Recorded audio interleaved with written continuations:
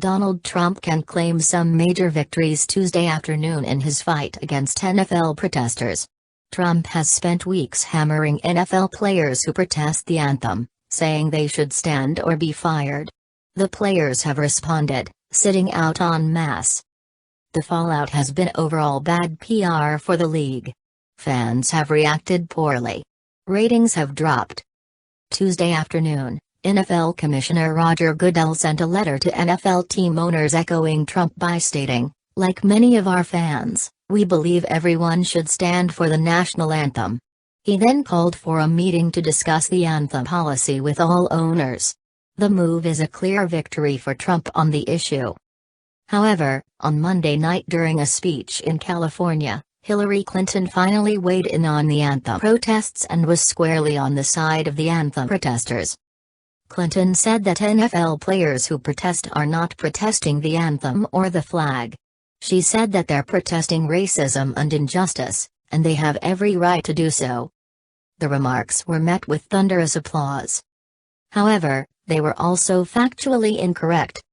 CNN legal analyst Paul Callan says in a recent article titled, "There is no constitutional right to take a knee while you're at work."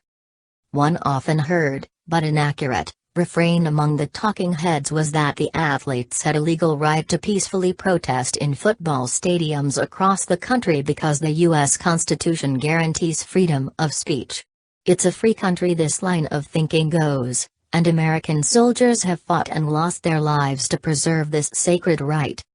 The fact is, these athletes do not have the right to protest at football games unless their employers consent to the conduct.